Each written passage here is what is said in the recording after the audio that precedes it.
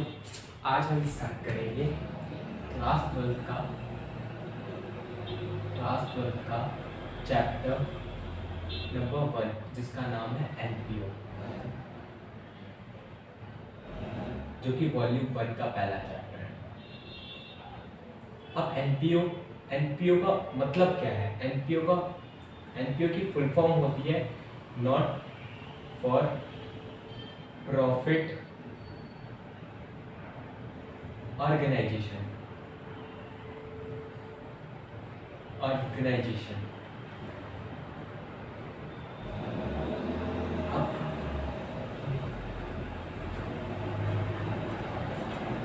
Not for profit organisation मतलब ये profit के लिए बना ही नहीं, ऐसी ऑर्गेनाइजेशन जो प्रॉफिट के लिए है ही नहीं। अब आपको याद हो तो हमने क्लास 11th के अंदर एक कॉन्सेप्ट पढ़ा था जिसका नाम था फाइनल अकाउंट। फाइनल अकाउंट के अंदर हम 3 चीजें पढ़ते थे। एक था ट्रेडिंग अकाउंट, जिसके अंदर सारे फैक्ट्री एक्सपेंसेस आते थे। एक था PNL, profit and loss account. एक थी बैलेंस शीट। इसके अंदर वैसे 3 अकाउंट बनते हैं, जिसमें से सबसे पहला अकाउंट होता है वो होता है रिसिप्ट्स एंड पेमेंट अकाउंट।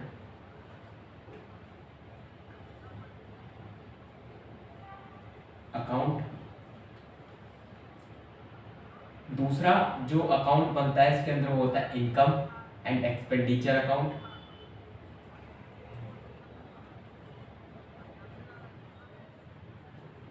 तीसरा जो इसके अंदर बैलेंस शीट बनती है। अब ये जो बनाते थे हम, ये बनाते थे सोल प्रोप्राइटर के लिए,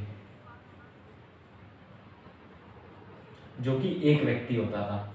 ये प्रॉफिट के लिए काम करता था और प्रॉफिट कमाने के लिए काम करता था। पर ये जो ऑर्गेनाइजेशन है ये प्रॉफिट के लिए बनी ही नहीं। अब इस ऑर्गेनाइजेशन के बारे में समझते हैं। एंटिटी, इसकी एंटिटी होती है वो सेपरेट होती है, सेपरेट लीगल एंटिटी।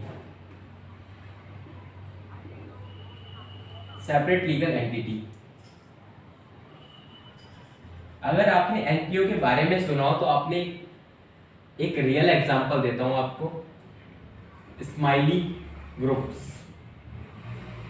ये रियल की एनपीओ है। इसकी सेपरेट लीगल एंटिटी होती है। इसका मतलब है कि ये अपने नाम से कोई भी बिल्डिंग वगैरह खरीद सकती है। और सेपरेट लीगल एंटिटी का मतलब होता है अगर आप केस करेंगे तो इसके मेंबर्स पे नहीं करेंगे, इस ऑर्गेनाइजेशन पे करेंगे। इसका मतलब सेपरेट लीगल एंटिटी होता है। दूसरा, हमने एंटिटी इसकी पहचान पढ़ ली। इसके बाद इसका पर्पस जान लेना बहुत जरूरी है। पर्पस इसका क्या होता है? पर्पस होता है, इसका पर्पस हमने अभी जान लिया कि प्रॉफिट कमाना तो होता नहीं है, प्रॉफिट कमाना तो होता ही नहीं है। और फर्दर कुछ भी हो सकता है, फर्दर एजुकेशनल हो सकता है, और स्पोर्ट्स हो सकता है, एक्सेट्रा, कल्चरल, कुछ भी। इसके बाद पर्पस हमने पढ़ लिया। अब सबसे पहली बात आती है कि प्रॉफिट ही नहीं होता इसके अंदर जब ऑब्जेक्टिव इज नॉट प्रॉफिट,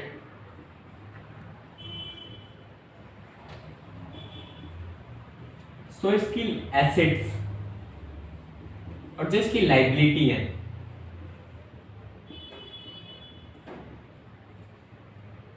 वो मेंटेन कैसे रहती है,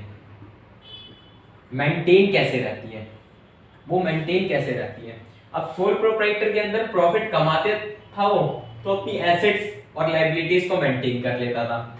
अब इसके अंदर अपनी एसेट्स और लाइबिलिटी को तो मेंटेन कर ही नहीं सकता, क्योंकि वो तो प्रॉफिट कमाता ही नहीं है। तो इसके लिए टर्म आती है, इसका नाम होता है सरप्लस। और सरप्लस निकलता है इनकम एंड एक्सपेंडिचर अकाउंट के अंदर से। जैसे प्रॉफिट एंड लॉस में से प्रॉफिट निकलता है, वैसे इनकम एंड एक्सपेंडिचर में से सरप्लस निकलता है। अब इसके बारे में डीप में लास्ट बाद में पढ़ेंगे। इसके बाद आता है ओनरशिप। ओनरशिप ओनरशिप किस किस के पास होती है? ओनरशिप इसकी या तो इंडिविजुअल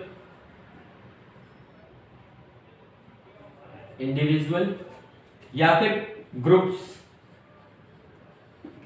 जो कि वर्क करें सोसाइटी के लिए, या फिर ट्रस्ट हो सकते हैं, क्लब हो सकते हैं एनपीओ के अंदर। इसके बाद जो आता है मैनेजमेंट, इसका मैनेजमेंट इसके अंदर या तो इसे मैनेजिंग कमेटी कह सकते हैं, या फिर ट्रस्टीज कह सकते हैं, या फिर अब इसके बाद आता है हमारे पास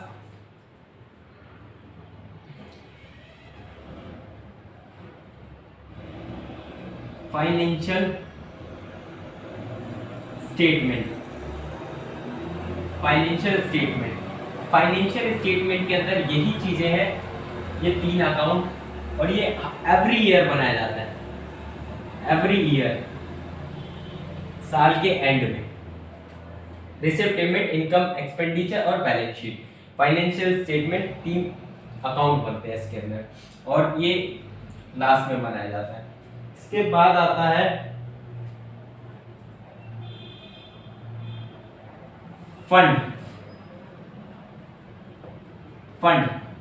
फंड इसके अंदर काफी सारे होते हैं। Donation, subscription,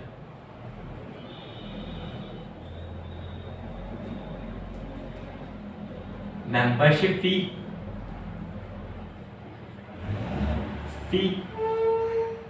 admission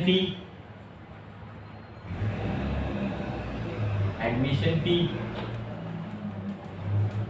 etcetera.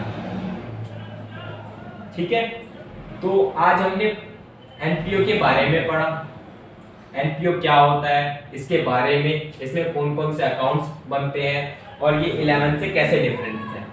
और अगली वीडियो में हम रिसिप्ट एंड पेमेंट अकाउंट के बारे में डीप में समझेंगे। Thank you so much.